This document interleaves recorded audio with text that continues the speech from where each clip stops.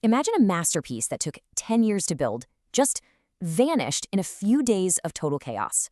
We aren't just talking about a stolen painting here or some misplaced artifact. We're talking about the loss of a literal living jewel, an entire complete room that was once the absolute pride of a nation.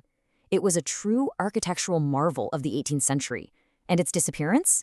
It left behind this incredible ghost of history, a massive void that people have literally spent their entire lives trying to fill.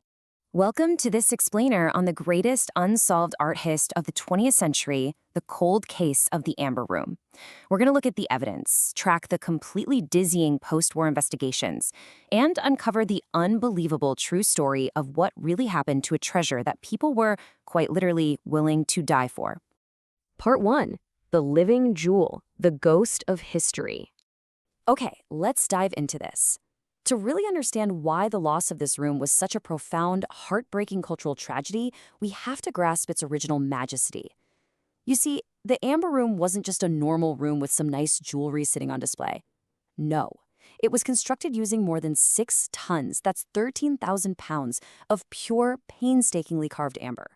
It featured gleaming gold leaf, glowing gemstones, and these towering mirrors designed to perfectly reflect candlelight. Because of its singular, breathtaking beauty and just the sheer scale of the thing, it was universally dubbed the 8th wonder of the world. Modern estimates, they place its value at well over $500 million today. Honestly, the concept itself was almost foolishly audacious. Crafted initially in 1701 by German artisans, it was an absolutely unprecedented architectural experiment. Think about it.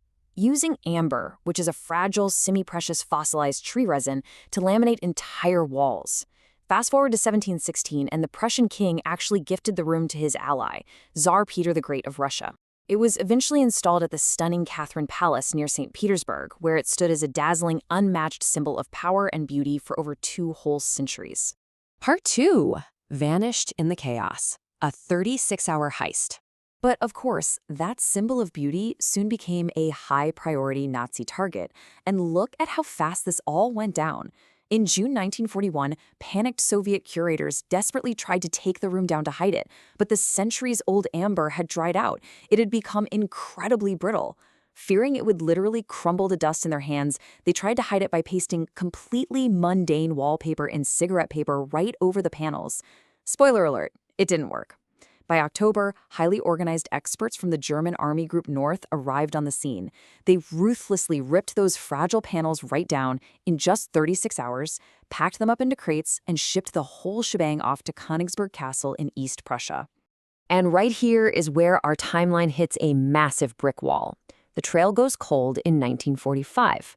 Since then, every single lead has ended in a dead end or a mystery.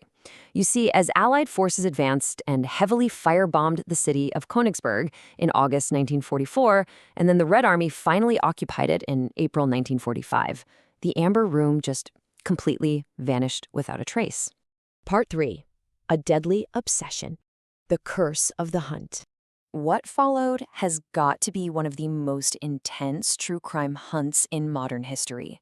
We're talking search teams facing flooded mine shafts, completely electrified tunnels, and live explosives just left behind. People were literally dying while searching under incredibly strange and mysterious circumstances, birthing what a lot of folks started calling the Curse of the Amber Room. Soviet art expert Anatoly Kuchimov actually led the initial, desperate charge into the ruins of Europe. His divers were being sent down into collapsed bunkers that were booby-trapped with live explosives. And on top of all the strange deaths and physical dangers, there was this heavy, terrifying shadow of KGB interrogations. Colleagues were just quietly disappearing in the highly politicized, cutthroat post-war environment. So why? Why risk all this for a room? Because, for some, finding the Amber Room wasn't just about the gold or the monetary value. It was about reclaiming a piece of history that the war violently tried to erase. The human cost of this hunt was absolutely staggering, driven by this deep emotional desperation to restore a lost national soul. Part 4. The Cold War Hunt. Espionage and Rivalry. Now, what's really interesting here is how the hunt quickly escalated from a simple historical recovery mission into full-blown Cold War espionage. You ended up with 2 massive, top-secret investigations running completely parallel to each other.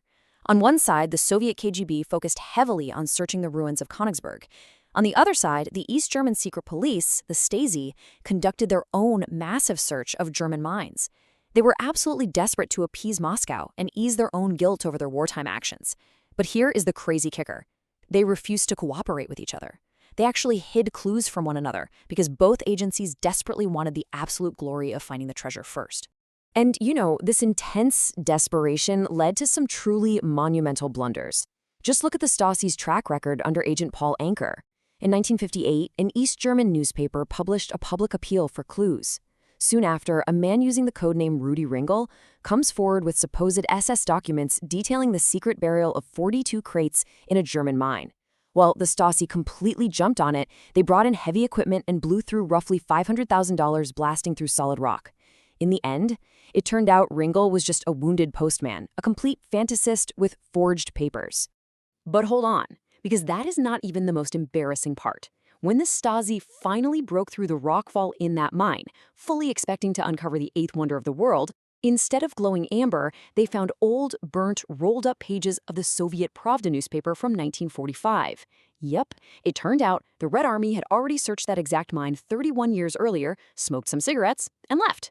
And because of their bitter rivalry, the Soviets simply never bothered to tell their East German allies. Part 5. The Great Cover-Up. An Inconvenient Truth. So decades pass, millions upon millions of dollars are spent, lives are lost, and still, absolutely nothing. That is, until 2004, when investigative journalists Catherine Scott Clark and Adrian Levy uncovered a massive cover-up, forcing us to stop and ask the most critical question of this entire cold case. Did the Amber Room ever actually leave Königsberg Castle in the first place? Those journalists found documentation of an unrecorded visit by Soviet investigator Alexander Bruzov back in 1945. And Bruzov's completely suppressed report contained a horrifying, highly inconvenient truth.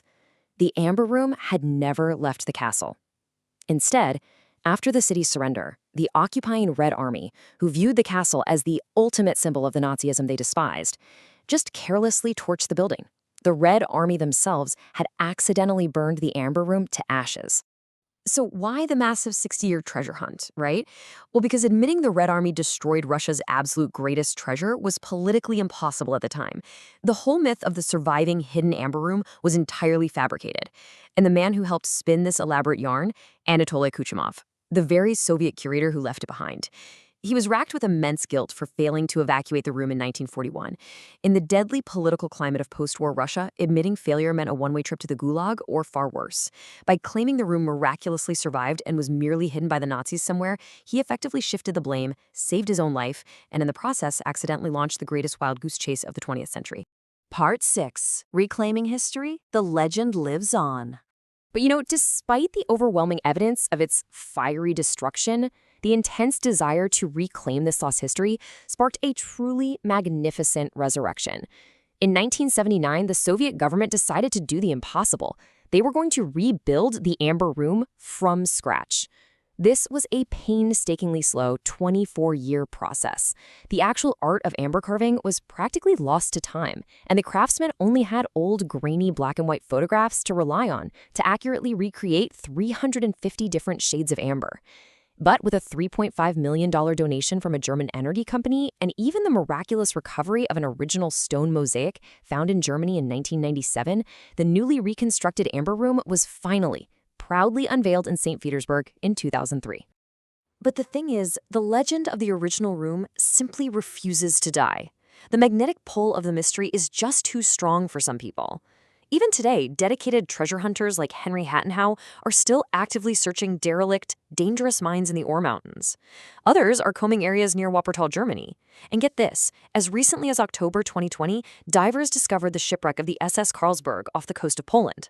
That immediately led to a massive frenzy of speculation that the heavily guarded crates inside might just hold the long-lost amber panels.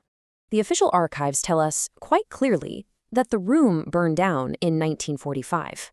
But the intense allure of the unknown keeps us digging, doesn't it? So, we'll leave you with this to chew on. Do you trust the suppressed reports that say the eighth wonder of the world was reduced to a pile of ashes? Or do you believe, deep down, that the original Amber Room is still out there, locked away in a crate deep in a dark, forgotten mine, just waiting to be found.